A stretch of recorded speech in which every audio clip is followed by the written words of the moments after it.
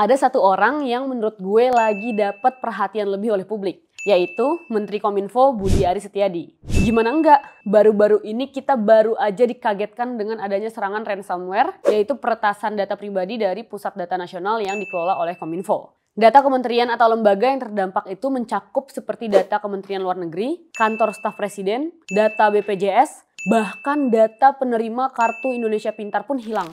Dan yang mind-blowingnya lagi, data-data ini tuh ternyata nggak terbackup dan hanya bisa dipulihkan sebesar 2% dari total data. Sebetulnya gimana sih kasus ini? Yuk kita bahas bareng. Jangan lagi bilang tata kelola, karena ini bukan masalah tata kelola, Pak. Ini masalah kebodohan. Punya data nasional, tidak ada satupun backup berarti kan? Udah, silakan lanjut, Pak. Kesimpulan mereka ini non-state actor dengan motif ekonomi.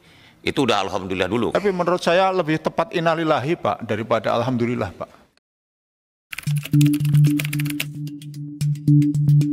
PDN yang dikelola oleh Kominfo lagi jadi perhatian publik karena mengalami gangguan serangan cyber ransomware pada Kamis 20 Juni 2024 lalu. Serangan ini ngebuat beberapa layanan publik jadi terkendala, termasuk layanan imigrasi. BSSN juga mengatakan bahwa peretas meminta uang tebusan sebesar 131 miliar rupiah atau 8 juta US dollar. Namun pemerintah secara tegas menolak permintaan peretas karena PT Telkom Indonesia selaku pengelola PDN menyatakan bahwa data yang terdampak serangan tidak dapat dipulihkan. Ini sebenarnya apa sih PDN dan sampai mana fungsinya?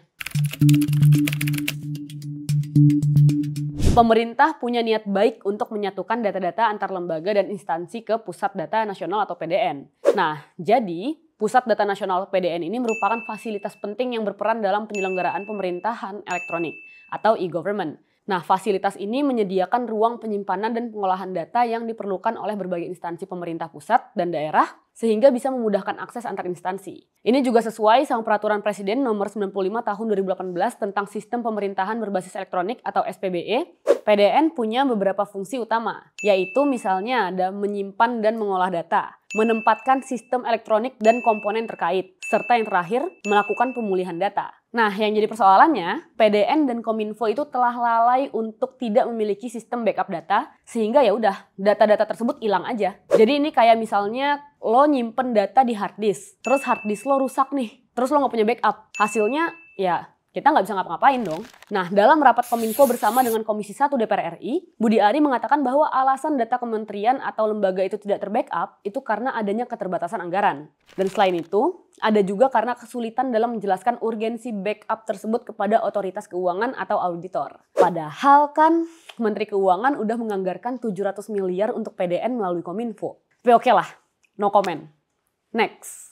Nah, sebetulnya PDN ini bukanlah satu-satunya kasus kebocoran data di Indonesia. Sekarang, mari coba kita flashback ke 5 kejadian terbesar kebocoran data di Indonesia dalam rentang waktu 2020 sampai 2024. Yang kelima, kebocoran data Bank Syariah Indonesia atau BSI. Pada Desember 2023 lalu, Bank Syariah Indonesia atau BSI mengalami kebocoran data sebanyak 15 juta data nasabah, di mana data yang bocor meliputi nama lengkap, nomor rekening, dan juga data pribadi. Tentu hal ini berpengaruh besar pada kepercayaan nasabah terhadap BSI. Yang keempat, ada kebocoran data Tokopedia. Nah, masih ingat gak? Pas Mei 2020 lalu, di mana Tokopedia sebagai salah satu platform e-commerce terbesar di Indonesia mengalami kebocoran data yang berdampak pada 91 juta penggunanya.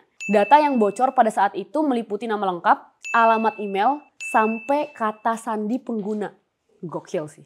Yang ketiga, ada kebocoran data KPU. Nah, pada September 2022 kemarin, kita juga sempat dihebohkan dengan peretas Bjorka yang telah mengklaim membobol 105 juta data pemilih dari situs web KPU. Data yang bocor itu meliputi nama lengkap, nomor induk kependudukan atau NIK, dan alamat pemilih. Yang kedua, ada kebocoran data BPJS Kesehatan. Nah, ini juga sempat booming banget. Pada tahun 2021, data pribadi milik 279 juta peserta BPJS Kesehatan diduga bocor dan diperjualbelikan di forum internet gelap atau yang biasa kita sebut dark web. Data tersebut meliputi nama lengkap, alamat, nomor telepon, dan riwayat kesehatan peserta.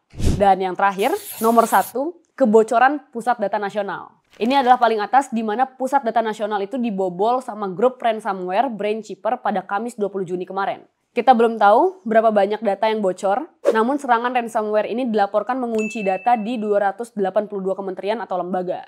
Wow, gimana menurut kalian? Apa tanggapan kamu tentang hal ini?